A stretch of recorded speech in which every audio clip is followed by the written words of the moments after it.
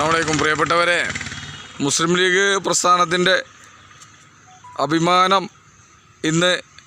സ്തംഭമായ Indian union മുസ്ലിം league Mundakkai Chooralmala പുനരധിവാസ പദ്ധതി 105 വീടുകളുടെ പ്രൊജക്റ്റ് സൈറ്റാണ് നമ്മൾ കണ്ടുകൊണ്ടിരിക്കുന്നത്.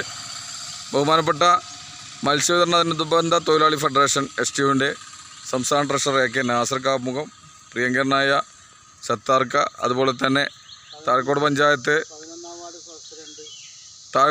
11-ാം വാർഡ് മുസ്ലിം ലീഗ് പ്രസിഡന്റ് സത്താർക്ക, നമ്മുടെ പ്രിയങ്കരനായ സലാം കളത്തിൽ STUവിൻ്റെ പ്രവർത്തകനാണ്. ഞങ്ങളൊക്കെ ഇന്നത്തെ ഈ ഒരു പരിപാടിയിൽ സംബന്ധിക്കാൻ വേണ്ടി എത്തിയതാണ്. നമ്മുടെ ആ സൈറ്റൊക്കെയാണ് നിങ്ങൾ കണ്ടുകൊണ്ടിരിക്കുന്നത്.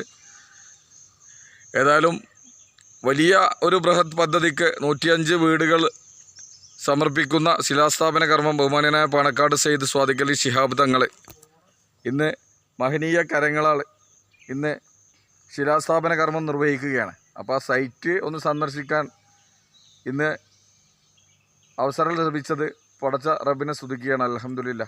ഏതായാലും വലിയൊരു പദ്ധതിക്കാണ് മുസ്ലിം ലീഗ് പ്രസ്ഥാനം തുടക്കമിടുന്നത്.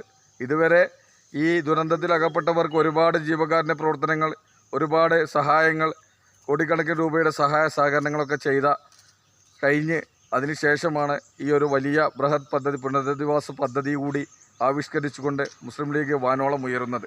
ഇതിലേക്ക് അകമഴിഞ്ഞ് സഹായിച്ചവർ, സഹകരിച്ചവർ എല്ലാവർക്കും അള്ളാഹു അർഹമായ പ്രതിഫലം നൽകട്ടെ എന്നുകൂടി ആത്മാർത്ഥമായി ദുആ ചെയ്യുകയാണ്.